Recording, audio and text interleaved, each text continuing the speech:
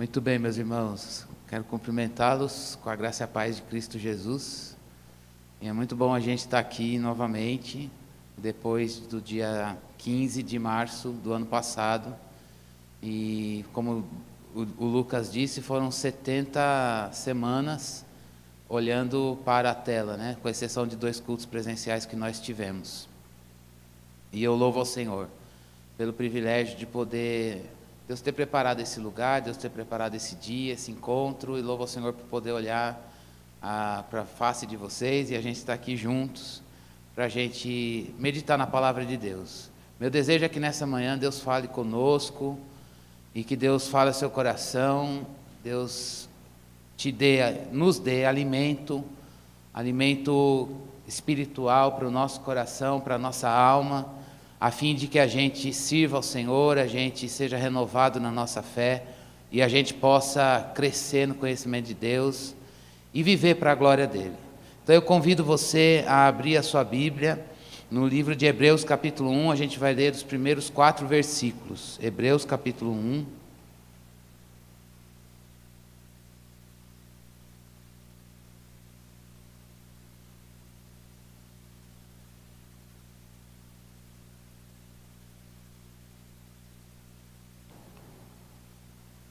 Hebreus 1, do 1 até o 4.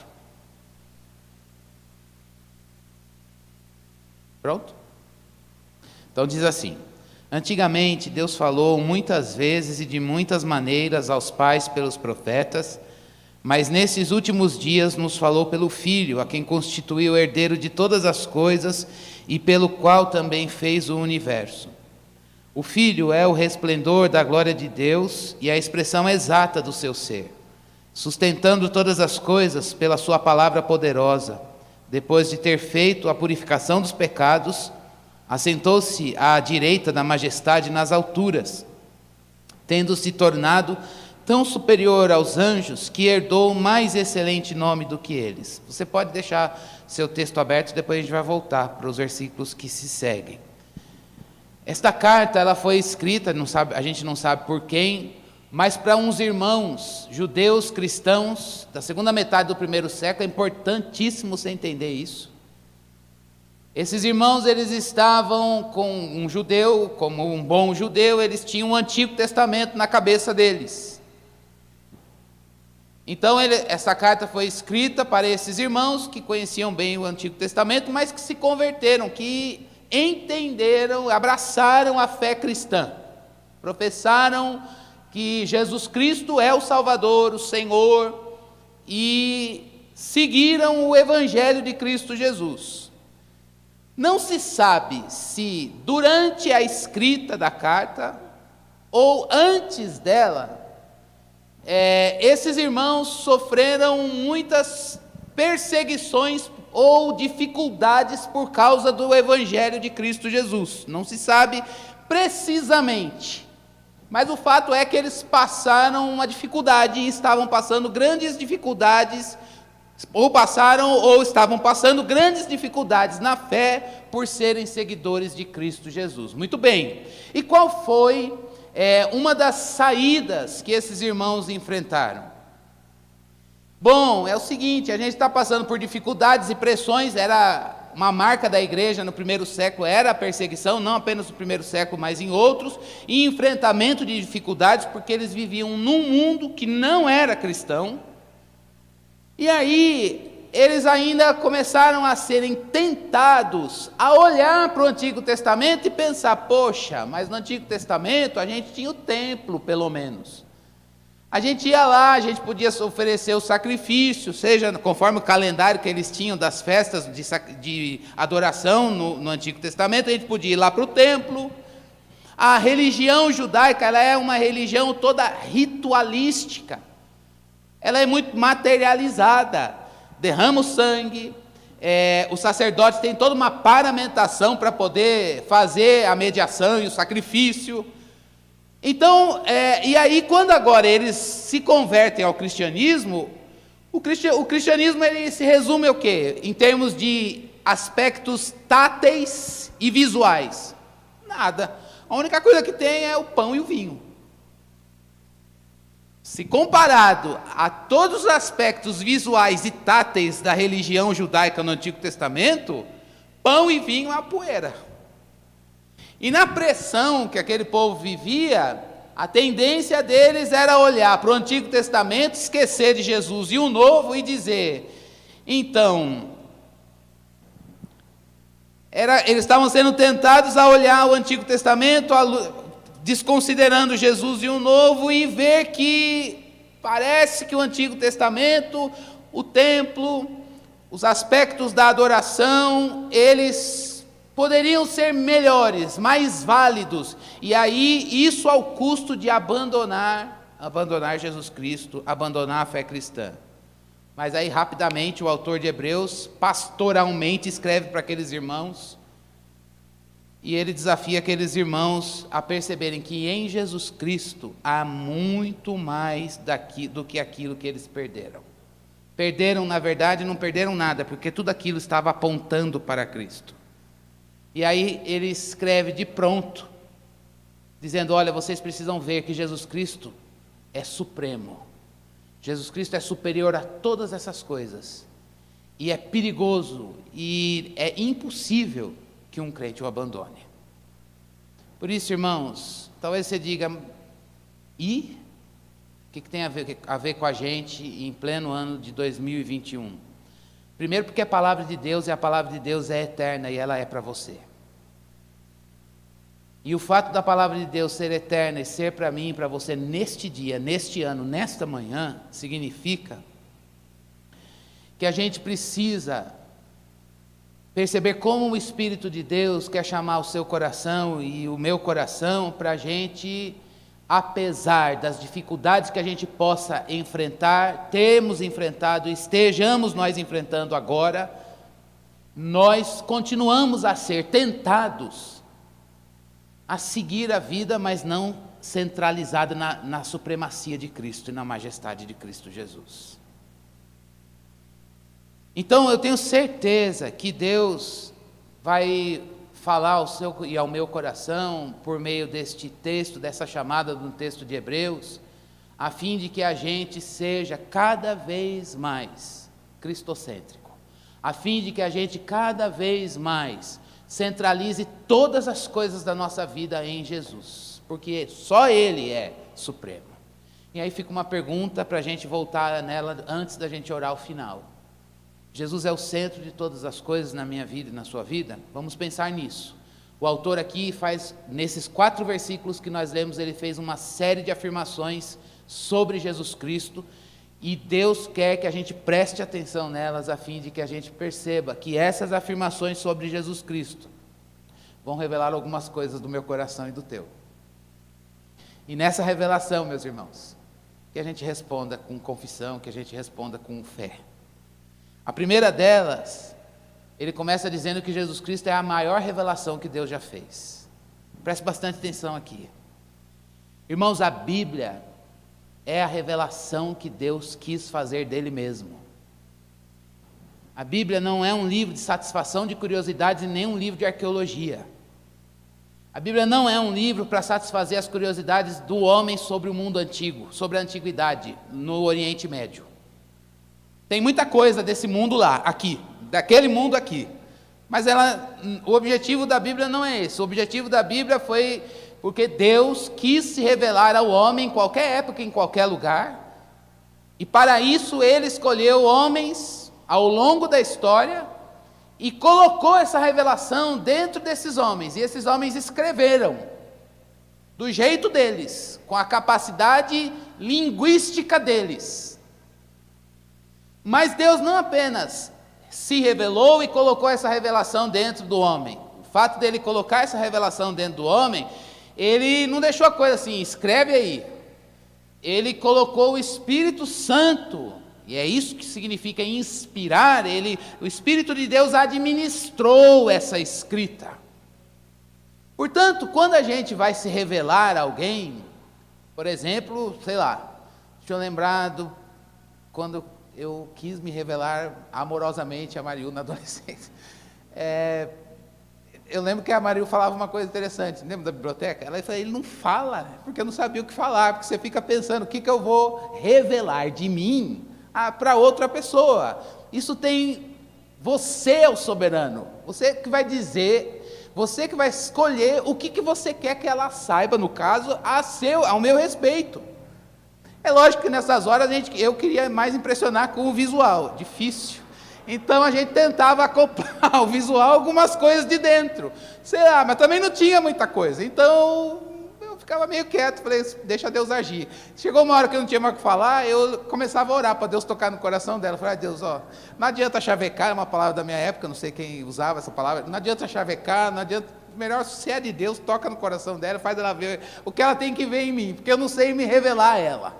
Pois é, irmãos, não sei se o exemplo está bom, mas revelação, o poder está na mão de quem vai revelar. É ele que decide o que ele quer que o outro saiba sobre ele. Isso é humilhante para nós. A Bíblia não é o que eu quero saber sobre Deus, é o que ele quer que eu saiba sobre ele. E por que ele escolheu, ele selecionou as coisas que ele quer que o que ele quer que nós, povo dele, em qualquer época, desde o passado até hoje, e no futuro, até que ele volte, por que é que ele se revelou a nós? Ele se revelou a nós, estou falando de coisas que a gente já sabe, mas precisamos lembrar. Ele se revelou a nós porque ele quer se relacionar conosco. Quando a gente escolhe se revelar a alguém, você quer estabelecer relacionamento com essa pessoa, com base naquilo que você disse, com base naquilo que ela sabe sobre você. Pois é, Deus se revelou. Não é o que você quer saber sobre Ele. Não é o que eu gostaria de saber sobre Ele, sobre o mundo, sobre a origem das coisas, sobre o fim. Tem tanta coisa que a gente gostaria de saber, eu pelo menos tenho muitas dúvidas e questões que eu gostaria de compreender. E Ele não revelou e não vai revelar. Mas há um objetivo dele ter se revelado a nós, para que a gente se relacione com Ele. Então a primeira coisa que o texto está dizendo é que Jesus Cristo, dessas revelações, Deus ao longo da história, no Antigo Testamento, diz o texto que Deus se revelou muitas vezes, ao longo de Gênesis até Malaquias, a gente vai olhando e a gente vai vendo que Deus se revelou, lembra, nos montes, Deus deu a lei para Moisés, Deus se revelou aos patriarcas antes de Moisés, Deus foi... Ao longo da história do Antigo Testamento, a gente vai vendo uma revelação que ela vai crescendo, passa pelos profetas. Meu Deus, como era difícil o ministério daqueles homens. Tinha que falar o que Deus mandava. Olha a responsabilidade de você chegar para o povo e dizer, Fonte Sicar, assim diz o Senhor. Não é o que vai acontecer só. Vou mandar o Messias. O profeta chegava lá e dizia, é o seguinte, eu vou falar para vocês... a situação de vocês, como Deus está vendo agora. Vou fazer uma análise do presente pela ótica divina. Então, quando Deus vinha na boca de um profeta dizendo, assim diz o Senhor, segura. Porque Deus vai mostrar o que a gente não está vendo. A gente vai ver a vida como Ele está vendo. A gente vai olhar a nossa vida, nosso coração, com a percepção de Deus. É algo que homem nenhum pode fazer. E Deus foi usando esses profetas, foi falando intensamente, eles em muitos momentos tinham que viver a mensagem. Lembra de Oséias, gente? A história de Oséias, Deus falou, você vai entender como é que o povo está comigo, você vai passar na pele, tudo que o povo faz comigo você vai sofrer, você vai ver, ele teve que vivenciar a mensagem. Pois é, muitas vezes Deus falou ao longo do Antigo Testamento, e de muitas maneiras. Deus falou no Antigo Testamento por visões, não é? Vários profetas estavam em um momento de oração e êxtase, e Deus dava uma visão para ele, olha, eu estava orando e Deus mostrou isso. Deus também falou por revelações angelicais, o anjo ia lá e mandou dar uma mensagem. Deus também falou por palavra, mandou o profeta às vezes escrever, e por vários outros eventos proféticos na vida do ministério dos profetas lá no Antigo Testamento. Mas irmãos, e a gente olha tudo isso, e a gente fica impactado, né? Eu lembro que a Maria falou quando eu era criança, e teve essa experiência. Eu, por outro lado, eu olhava a experiência de Moisés no monte, o Monte Horebe, ou a sarça ardendo, e criança entende tudo literalmente. Então, eu cresci numa igreja que a gente tinha o hábito de fazer orações no monte, e a gente ia falando, nossa, mas acho que vai acontecer, eu vou ver o monte fumegar. Nunca vi, mas a gente tem essas referências de revelações de Deus, e elas foram marcantes e lindas na história bíblica. Mas, irmãos, por maravilhosas e maiores que elas tenham sido, era necessário uma revelação maior. Aí você vai dizer, mas precisava algo além do monte Sinai? Precisava algo além do monte Horebe, sei lá, ou algo além da experiência de Enoque? E tantos outros homens e mulheres que tiveram relacionamento com Deus no Antigo Testamento? Sim. Deus se revelou muitas vezes, de muitas maneiras, mas era necessária uma maneira melhor de comunicação. Lembre-se que Deus se revelou para relacionamento. Deus se revelou para que haja comunicação dele com a gente e de nós com ele por meio dessa revelação. Irmãos, Deus não se revelou porque quer que a gente o conheça e fique só é bíblico a contemplação, mas a contemplação está encaixada dentro da comunicação. É resposta de adoração. É resposta ao ser divino que a gente conheceu. Por isso, Deus, com todas aquelas revelações do Antigo Testamento, era necessário um modo melhor de comunicação, a mais importante, a melhor maneira de todas, e essa maneira melhor, mais importante, que é final, completa, que não precisa se desenvolver, é Ele mesmo encarnar e perambular no meio do povo. Ele, para isso, mandou o seu filho. O monte é legal, a tábua da lei é legal, a sarça ardendo é legal, o assim diz o Senhor do profeta é legal, mas nada disso se compara a Ele mesmo encarnar e viver no meio do povo, ao ponto de João escrever e dizer, então, agora o verbo encarnou, está cheio de glória e de verdade, a glória do unigênito do Pai. A gente viu a sua glória. E ele mesmo escrevendo na sua primeira carta, ele diz, o que os nossos olhos viram, os nossos ouvidos ouviram e as nossas mãos apalparam, ele diz, a gente tocou, a gente viu. A maior revelação que Deus fez dele mesmo é o seu Filho. E com a revelação do Filho de Deus, irmãos, entendam bem isso. O passado do Antigo Testamento apontou, eu vou usar outra construção, cedeu lugar para algo melhor, o Filho de Deus. Depois da revelação de Jesus, revelação máxima de Deus, uma revelação única, final e completa, não tem mais nada que precisa ser revelado. É por isso que a gente só aguarda a volta dele. É por isso que a gente aguarda ele voltar. Porque a revelação máxima de Deus, ele já fez. Aí a pergunta é, talvez para mim e para você, por que a gente nasceu nessa época com a revelação final completa? Poxa, se a gente tivesse se a gente tivesse pegado a revelação lá no Antigo Testamento, no processo, seria melhor. Talvez sempre vendo algo, vai vir outra geração e outra na mesma geração. Depois de Jesus está tudo revelado e a revelação máxima. E aí é o ponto que Deus quer desafiar seu coração, que é como a gente tem lidado com essa revelação. O autor de Hebreus está dizendo para a gente que ele é a revelação máxima de Deus e ele é o herdeiro de todas as coisas, herdeiro da criação, por direito. Ele é o Filho de Deus, ele é o herdeiro e ele tem interesse. Esse filho que é a revelação máxima de Deus tem interesse pelas coisas que acontecem no mundo, dentre elas você e eu.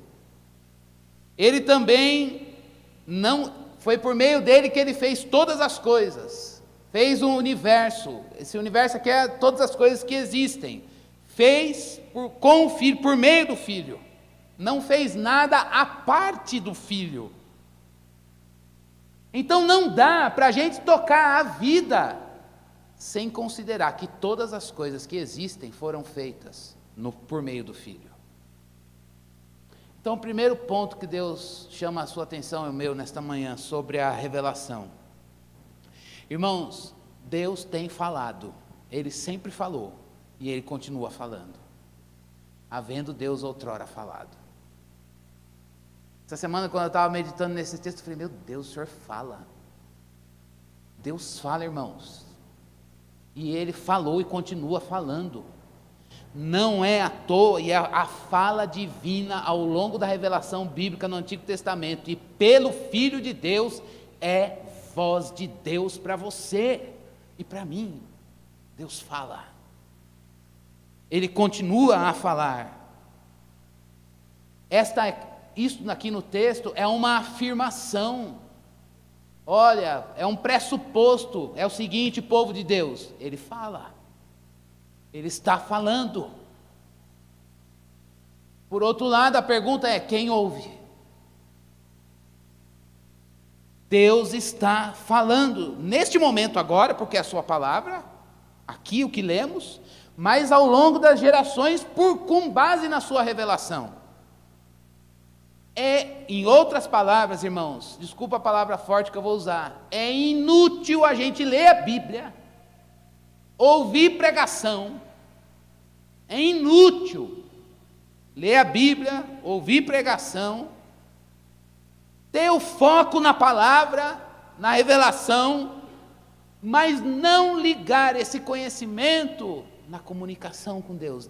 Eu estou conhecendo a Bíblia, eu estou ouvindo uma pregação, não importa o canal, a mídia, eu estou lendo um texto que me ajuda a trabalhar com a Bíblia, mas a gente precisa entender que a revelação das Escrituras nos foram dadas a fim de que a gente ouça Deus falar. Estou dizendo isso porque às vezes a gente pode ler a Bíblia, ouvir pregação, mas o nosso coração não escutar Deus, não escutar o que Ele quer dizer, e a informação flutua. Quem tem ouvidos ouça, porque Deus fala. A gente é que precisa parar tudo e dizer: eu preciso te ouvir, Deus, preciso te ouvir. Irmãos, Deus está falando conosco, Deus tem falado conosco. Agora, o Espírito de Deus, que nos ensina a entender o que Ele tem falado, também quer trabalhar no seu coração e no meu a escuta da voz de Deus, na revelação. A revelação foi dada no passado, está fechada, não vai ter terceiro Coríntios, não vai ter primeira carta, fonte de Sicar, graças a Deus. Ninguém aqui vai escrever texto nenhum que vai se acoplar, está fechadinho. Mas isso que foi dado no passado é para ser aplicado para o homem no presente. E o primeiro ponto que Deus quer pastorear seu coração e o meu, a nossa mente nessa manhã, é que é preciso que eu e você, nós liguemos a leitura da palavra, o ouvir a palavra, o ouvir a pregação, o estudo da palavra de Deus, a revelação que Deus fez dele mesmo, com a ideia de que Deus quer se comunicar. Ele está falando e Ele quer que a gente responda a partir da palavra dele. É preciso a gente ligar a revelação de Deus em Jesus e saber que Deus fala pelo Filho. Nós vamos pensar nisso. Como que Deus fala? Talvez você diga: mas Cristiano, por favor, eu estou aqui agora, amanhã é segunda-feira, vou trabalhar, a gente vai trabalhar, amanhã tem 8 horas, 7 horas, sei lá o que você vai fazer, qual a tua agenda, o programa, o que está aí. como é que teu despertador, ou quais são as demandas que você vai ter que lidar, e como é que eu vou ouvir Deus pelo Filho? Como é que a gente vai ouvir Deus pelo Filho? Ele diz, o Filho é a revelação máxima que Ele fez. Quer conhecer Deus, quer ver Deus, quer ouvir o Senhor, olhe para o Filho dele. Como? Olhe o Filho de Deus na palavra. Conhecer o Filho de Deus, irmãos, não é conhecer o Filho de Deus entendendo só indutivamente na palavra, mas é experimentando a troca da nossa vida pela vida do Filho. E aí, isso é avivamento. Ouvir e se comunicar, dizer Deus, o Senhor está falando pelo Filho, significa conhecer a palavra e dizer, eu quero ser mais parecido com Jesus. Eu não quero só entender Jesus. Eu não quero só conhecer Jesus, eu quero a cada prova, a cada tribulação, a cada experiência com Deus, eu quero me desaprender e apreender o Filho na minha vida, como Ele é na Bíblia, porque Ele é a revelação máxima de Deus. O que Deus não quer de nós é que nós conheçamos o Filho de Deus, e a gente diga perfeitamente que o Filho de Deus é o caminho, a verdade e a vida, a gente diga isso para nós, a gente se lembre sempre, diga isso para o nosso pai, para a nossa mãe, para o nosso amigo, para o empregado, para o patrão, para os nossos filhos, para os nossos irmãos, para os nossos familiares, querendo ver a salvação na vida deles. Mais do que isso, o que Deus quer de nós é revelar o Filho dele para nós, isso está revelado na palavra, mas Ele quer revelar o Filho dele em você e em mim. Isso significa que Deus continua falando. Irmãos, a gente está pobre de Jesus, mas não é falta de conhecimento. E eu não estou falando da nossa igreja, estou falando do perigo da nossa geração. Perigo da nossa geração. Se a gente se acomodar na gente mesmo e dizer, eu vou tocando a minha vida e vou vivendo em paralelo, tem eu e Jesus. Não. É morrer e Cristo viver. Agora essa morte é operada pelo Espírito Santo. Mas há uma segunda afirmação nesse texto sobre Jesus. Ele é supremo, porque Ele é o reflexo da glória de Deus e a expressão exata do ser divino.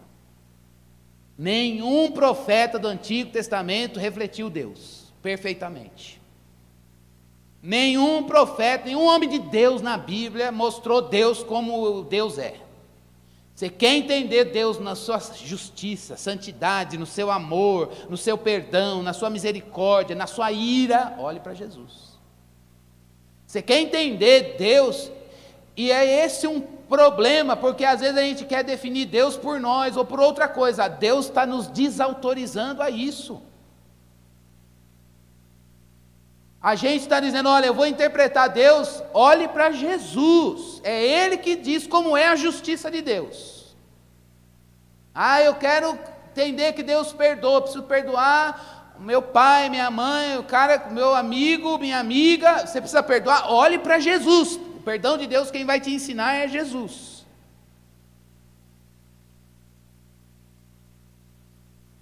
A glória de Deus está refletida em Jesus, irmãos. Jesus é igual ao Pai. Ele revela o Pai para nós, porque Ele é igualzinho.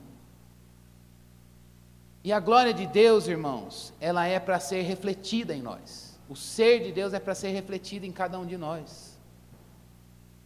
Deus é para ser habitado no templo. A glória de Deus, ela habitava, ela morava, ela residia. A presença de Deus residia no templo, lá no Antigo Testamento.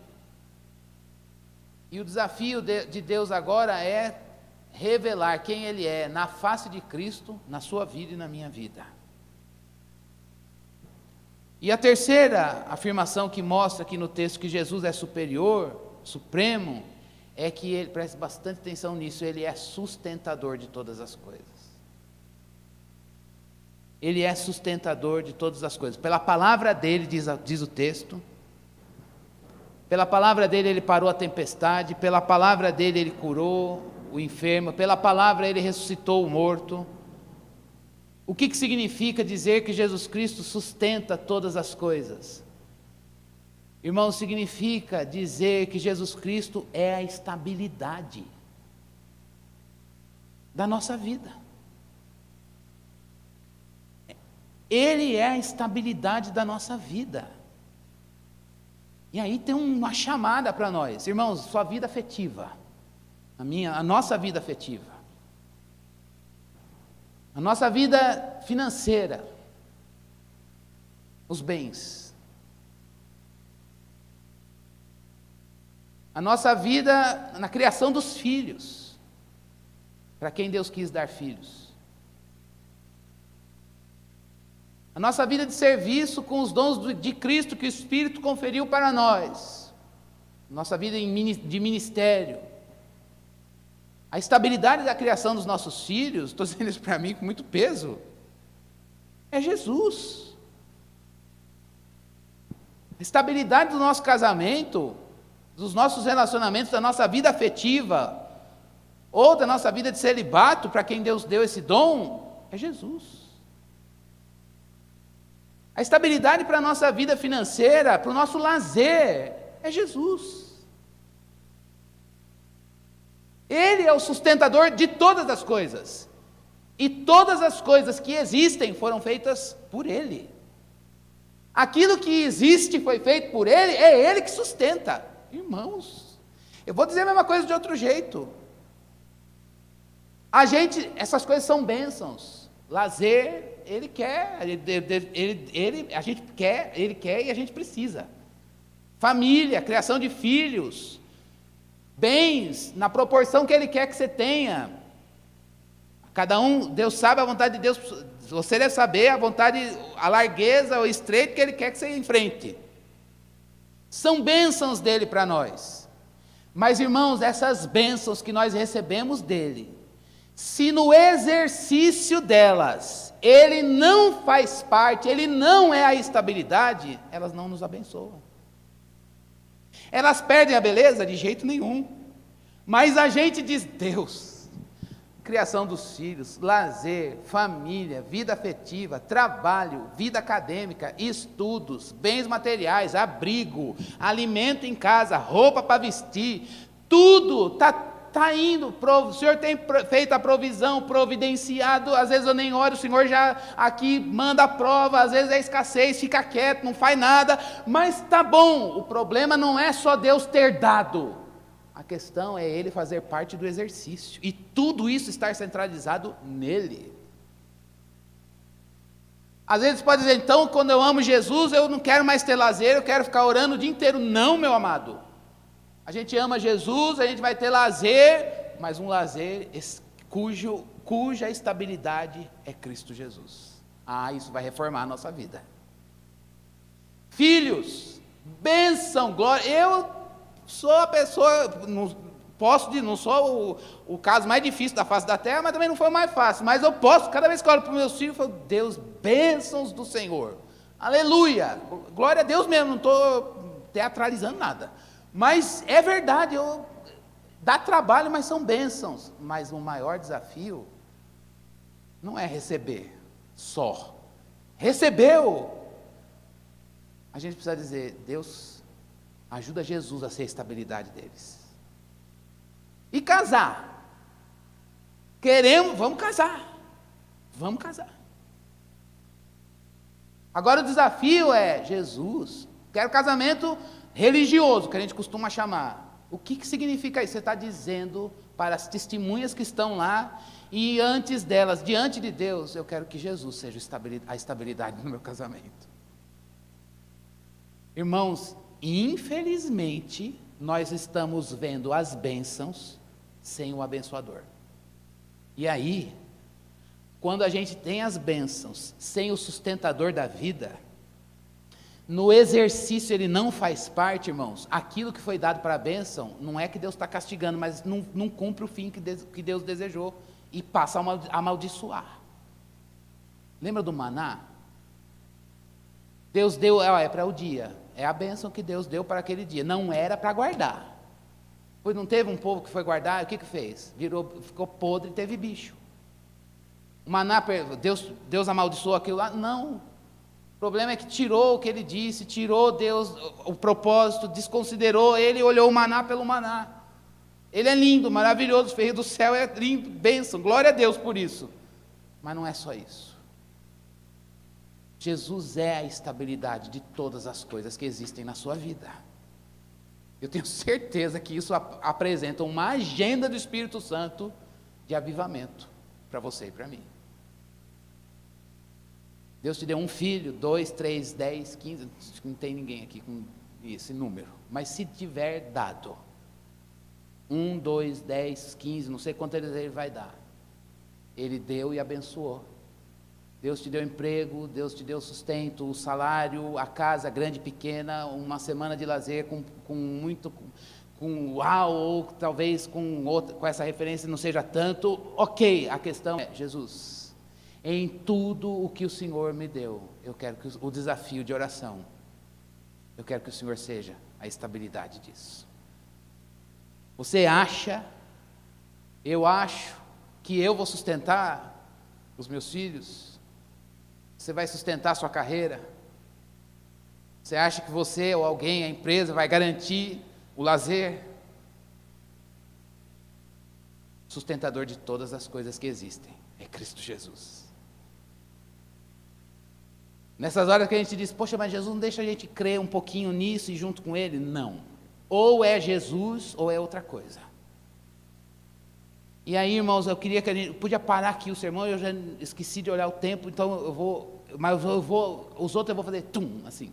Mas esse pontinho aqui, Deus quer, é uma agenda do Espírito Santo para nós. Pode ter certeza que Deus quer falar isso para a gente aqui.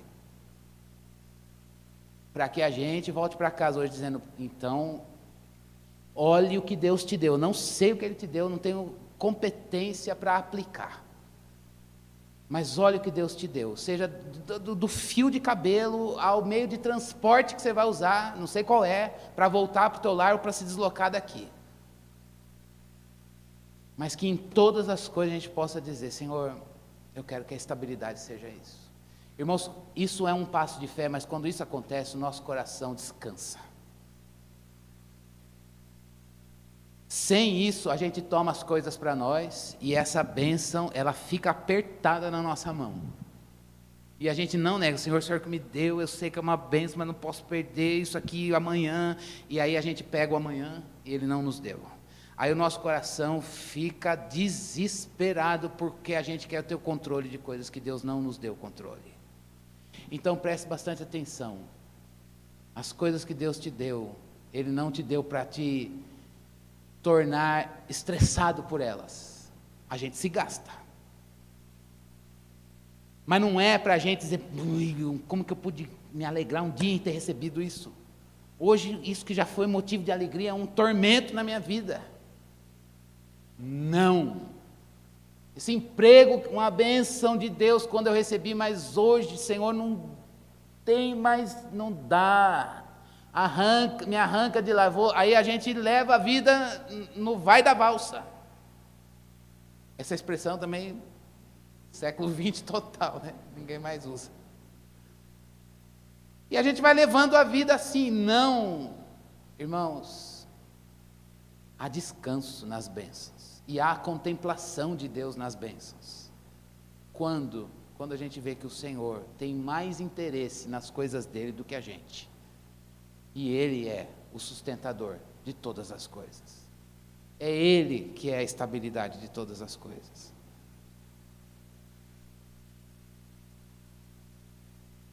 A palavra que, para eu fechar, a palavra que ele usa aqui para dizer que Ele é o sustentador, é como se Ele é o único que tem o poder, isso aqui é lindo demais, irmãos, de carregar essas coisas para o fim que Deus tem. Tenta pastorear os teus filhos, tenta pastorear o teu coração, tenta garantir estabilidade no teu trabalho, tenta gerar clientes para amanhã. Lógico que a gente tem que fazer com competência. A nossa parte a gente tem que fazer. Mas quem carrega o fim, os nossos filhos para o objetivo, que é a educação e formação no Evangelho, é Jesus. É nessas horas que a gente diz, Deus, eu vou à igreja, eu vou fazer a minha parte, eu vou fazer o culto doméstico, eu vou chamar para fazer uma reunião lá em casa, vou fazer uma oração com os meus filhos, com a minha mulher, meu casamento está em crise, eu vou chamar minha mulher, meu marido, meu pai está passando por um problema, mas eu vou chamar ele, nós vamos orar. Mas quem vai operar é Cristo. É Ele que tem o poder de carregar os meus filhos a família, o lazer, o trabalho, a igreja, o ministério, para o fim que Deus revelou na palavra. Eu não carrego nada, você não tem poder para nada, mas Jesus sim. Mas Ele quer se revelar em você e em mim. Irmãos, não é um descanso para nós, Ele é o sustentador de todas as coisas. Isso aqui a gente não podia ir embora agora, quer dizer, acabou. Ele é o sustentador, descansemos no Senhor.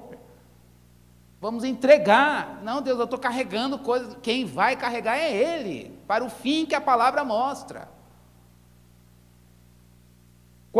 Tem o quarto e o quinto, eu vou falar. O quarto é, Ele proveu a purificação dos pecados. Por isso que Ele é uma revelação maior.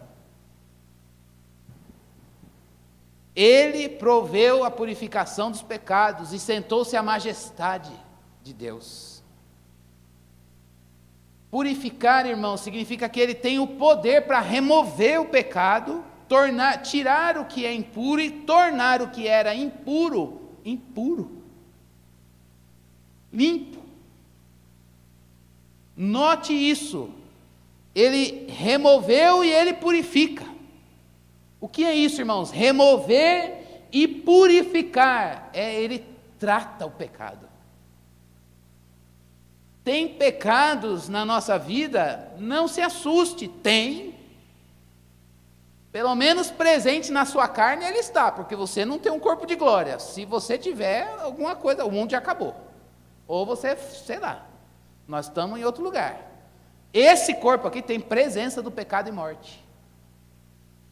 E isso aqui milita contra quem nós somos em Cristo Jesus. É uma coisa, eu sou uma coisa em Jesus, mas o meu corpo é outra, e quer outra. E aí nessa oposição que a gente desfruta, a gente ainda vai vendo às vezes o tentador incitando as coisas da carne para dentro da nossa identidade. Ele diz, não posso voltar, não sou mais isso. Está na carne, mas eu não sou. Agora, o que não cabe para o crente é dizer... Então é assim, lá na glória Deus vai me purificar. Hoje Ele pode me purificar. Ele pode. Hoje Ele pode, graciosamente, é a obra dEle. Ele remover e purificar. Essa é a experiência a ser buscada. Trata meu pecado, Deus. Trata os pecados do meu coração. Trata as fraquezas na minha carne. Trata, Deus, cada uma delas, no poder do Espírito. Eu quero que o Senhor trate. Esforço próprio, não. Esforço próprio é vida religiosa. Eu quero a graça de Deus. Eu quero cooperar com o Espírito Santo para que o poder de Deus trate os pecados do meu coração.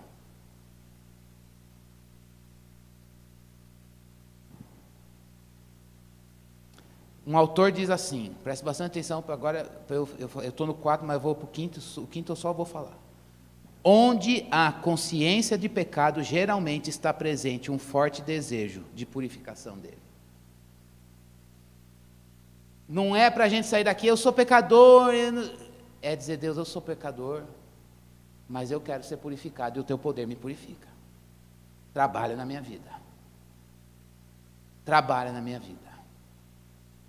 E ele termina dizendo que Jesus é superior aos anjos. E aí a gente não leu, mas dos versículos 5 até o versículo 14, ele vai citando uma série de textos do Antigo Testamento, cinco referências de Salmo, uma de Deuteronômio e uma de 2 Samuel, para mostrar todas essas palavras aplicadas a Jesus, para mostrar que ele é superior aos anjos. Por quê? Porque talvez os leitores aqui estavam supervalorizando os anjos ou dizendo que Jesus Cristo era só um anjo. E o autor está dizendo, não. Jesus não é anjo, não. Anjo é criado e está a serviço de Deus conforme Deus faz a designação para falar ou para trabalhar dentro do propósito dele. E aí ele começa a dizer, para que anjo ele fez isso, falou isso, fez a tal coisa? Tem riquezas maravilhosas aqui, mas infelizmente, por causa do horário, eu não consigo falar. Mas a gente tem que saber, para a gente orar, irmãos. O desafio da gente enxergar a beleza de Deus em Jesus. Porque Ele é o herdeiro de todas as coisas foram feitas por Ele, e Ele é o sustentador e aquele que purifica a nossa vida. Encontrou pecado em você ou nas coisas que Deus deu? Deus, tem pecado no meu trabalho, tem pecado na minha vida, tem pecado no meu casamento, tem pecado nos meus filhos. Aquele que sustenta também é aquele que purifica. A esperança, irmãos. Esse povo, para eles, o caminho alternativo é: vamos voltar para o templo, para o calendário do Antigo Testamento e esquecer Jesus. O autor está dizendo: não, vamos encarar Jesus, porque Deus vai tratar e vai trazer mudança e avivamento. As coisas vão acontecer. Vamos orar? E como a gente cantou, a gente poder dizer: Deus Supremo. Quando você estiver no aperto da luta, quando você estiver no calor da situação, dizendo: eu vou ser engolido. Bênção sempre vem com desafio, irmãos. Deus preparou Canaã para o povo. Pois é, mas vocês têm que tomar posse. E está cheio de gigante lá. Não estou falando isso numa perspectiva triunfalista. Nada, Deus ensina a gente, como a gente cantou, Ele é aquele que Ele é poderoso na guerra. E é com base nisso que a gente vai viver. E vamos encarar o desafio das bênçãos que Deus nos deu. Se tem pecado, aquele que purifica todas as coisas do pecado habita em você. Chamemos Jesus, clamemos por Jesus, busquemos Jesus. Permita que o Espírito de Deus nessa manhã trabalhe na sua vida, na minha vida, naquilo que você diz: Deus está imerso no pecado. Já foi bênção, mas hoje perdeu, se descaracterizou. Purifica, Ele purifica. Não perca a esperança de que Deus tem o poder para salvar um pecador. Eu lembro do meu pai e minha mãe orando 33 anos pelo meu irmão, e orando, e o meu irmão se afundando em droga, e pior, e tentando se matar. E eu falei: meu Deus, o povo falava: não adianta mais orar. Acho que eles mesmos, em alguns momentos, disseram: não tem mais solução. É pecado chamando pecado, um abismo chamando outro abismo, e vai caindo, e vai caindo, vai ficando mais longe. Mas quando Jesus entra, Ele perdoa pecado, e Ele transforma o pecador num justo, num santo. Então, o que eu quero dizer, não sei se essa palavra não está, mas não se conforme. Clame a Jesus, ore pelo seu pai, ore pela sua mãe, ore pelo seu irmão que está perdido no pecado, ore pelo seu amigo que está carnal, ore para aquele chefe perturbado, peça a Deus, porque se o evangelho chegar nele, no seu filho, às vezes eu olho para os meus filhos e falo: Senhor, mas o evangelho só precisa convencer ele do pecado. Posso falar, mas é o Senhor que vai entrar lá nas entranhas dele, é o Senhor que vai convencer, mostrar, conforme a linguagem da infância, dar experiências de conversão para eles. Pais, clamemos isso pelos nossos filhos. A maior bênção que os nossos filhos precisam é Jesus. Eles precisam de saúde, eles precisam de ter o que vestir, eles precisam de estudar, mas eles precisam de um pai e uma mãe que ame Jesus, que queira Jesus na vida deles. Os nossos casamentos precisam de Jesus. São bênçãos que Ele nos deu, porque Ele sabe que Ele que vai sustentar. Então, que hoje, irmãos, a gente saia daqui valorizando essa maior revelação, porque Jesus já foi dado. Ele habita em você, Ele é a abundância de Jesus da nossa vida. Então que a gente se encha dEle, se deleite dEle, a gente busque a Ele, que Ele cresça e a gente diminua, que o nosso coração morra e o dEle inunde. É lógico que isso não é de uma vez para sempre, até as provas que a gente enfrenta, que a gente olhe para Ele e diga: está valendo a pena, a minha carne está perdendo e Jesus está ganhando, está valendo a pena. Os resultados espirituais de ver Jesus aqui não se comparam. Eu não produziria, escola nenhuma produziria, mas Ele está sendo gerado, o pecado está sendo tratado. o reino de Deus está avançando na nossa vida. Vamos orar. Muito obrigado, Senhor, porque o Senhor se revelou em Jesus. Que riqueza de revelação, que maravilha. Não precisa de mais nada, não precisa de mais ninguém, não precisa de mais ninguém, é suficiente, é final, é completa. Glória seja dada ao Senhor, Deus Supremo, poderoso em glória, és incomparável, Senhor, como nós cantamos. Tu és maravilhoso, Senhor. Ficaríamos amanhã te adorando, dizendo quem Tu és, a beleza do Teu Filho, expressão exata do Teu ser. Não nos deixe perder essa maravilha, não nos deixe, Senhor Deus, ter os olhos fechados para esta beleza. Não nos deixe, Senhor.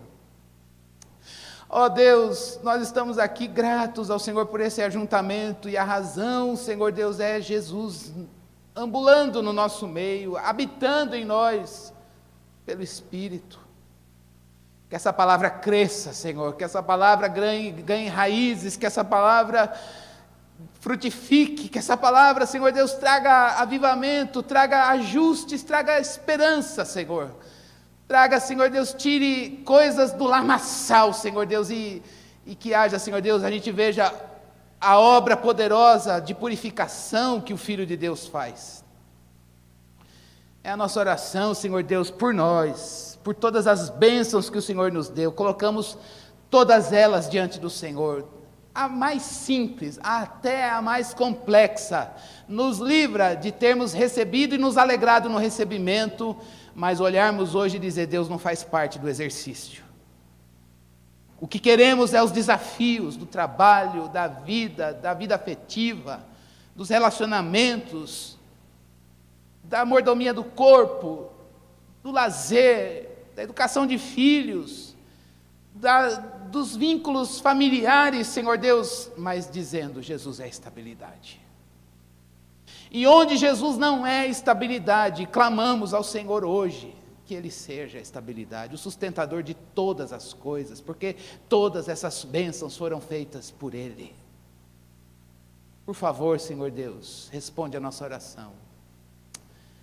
Responde a nossa oração, e obrigado, porque temos Jesus, o nosso tesouro maior. É no nome dEle que a gente ora e agradece. Amém. Amém.